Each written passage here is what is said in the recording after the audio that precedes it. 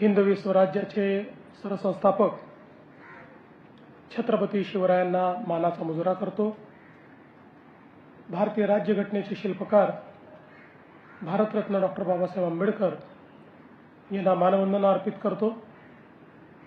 आणि आज भारताच्या स्वातंत्र्य दिनाच्या तमाम भारतवासियांना आणि महाराष्ट्रातील तमाम जनतेला खूप खूप शुभेच्छा देतो। आज या स्वातंत्र्य दिनाच्या निमित्ताने ज्यांनी या स्वातंत्र्याकरता लढा दिला, आमचे स्वातंत्र्य संग्राम सेनानी, त्यांना मी अभिवादन करतो। आमचे क्रांतिकारक ज्यांनी या देशाकरता बलिदान केलं, त्या सर्व क्रांतिकारकांना मानवंदना अर्पित करतो। आणि त्याचसोबत आमचे सैनिक जे सीमेवर लढताना आमच्या देशाला, आमच्या देशाच्या तिरंग्याला आणि आमच्या देशाच्या राष्ट्रभूमतेला सुरक्षित ठेवतात, त्यांनाही मी आज अभिवादन करतो। खरं म्हणजे गेली 80 वर्ष या देशाने केलेली वाटचाल ही अनेकांना थक्क करून सोडणारी आहे। विशेषतः प्रधानमंत्री मोदीजींच्या नेतृत्वात गेल्या 12 वर्षामध्ये जगातल्या चौथ्या मोठ्या अर्थव्यवस्थेपर्यंतची वाटचाल ही विलक्षण आहे। आणि त्यासोबत 25 कोटी लोकांना गरिबीतनं बाहेर काढण्याचं कार्य आपला देश करू शकला, ही खरोखर आपल्या सगळ्यांकरता समाधानाची बाब आहे। आज आपण विकसित भारताकडे वाटचाल करतो। विकसित भारत एक अशी संकल्पना आहे ज्यामध्ये केवळ विकसित अर्थव्यवस्था नाही, तर समाजातला प्रत्येक व्यक्ती, दीन दलित, गोर गरीब, आदिवासी, शेतकरी, शेतमजूर, महिला, सर्वांच्या जीवनामध्ये सकारात्मक परिवर्तन, सर्वांच्या जीवनामध्ये उन्नती, सर्वांची प्रगती, सर्व सोबत चालत असताना होणारी प्रगती हीच खऱ्या अर्थानं विकसित भारताची संकल्पना आहे। आणि या विकसित भारताच्या संकल्पनेमध्ये सर्वात महत्त्वाची भूमिका जर कोणाची असणार आहे तर ती या महाराष्ट्राची असणार आहे। महाराष्ट्र हे आपल्या देशाचं ग्रोथ इंजिन आहे। देशाच्या विकासातलं एक अत्यंत महत्त्वाचं उपकरण म्हणून महाराष्ट्राकडे आपण पाहतो। छत्रपती शिवरायांनी जी शिकवण दिली, त्या शिकवणीवर आधारित आणि भारतरत्न डॉक्टर बाबासाहेब आंबेडकरांनी जे संविधान दिलं, त्या संविधानाला अनुषंगून महाराष्ट्र सातत्याने विकास करतोय। आज देशातली सर्वात मोठी अर्थव्यवस्था म्हणून महाराष्ट्राकडे पाहिलं जातं।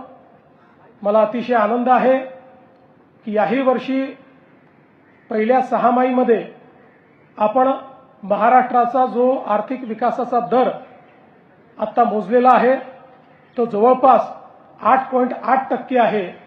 आणि विशेषतः आपण जो प्रयत्न करतोय की प्रत्येक जिल्हा हा ग्रोथ इंजिन झाला पाहिजे, त्यामध्ये जवळपास 13 जिल्ह्यांनी आपलं टार्गेट पूर्ण केलं आहे।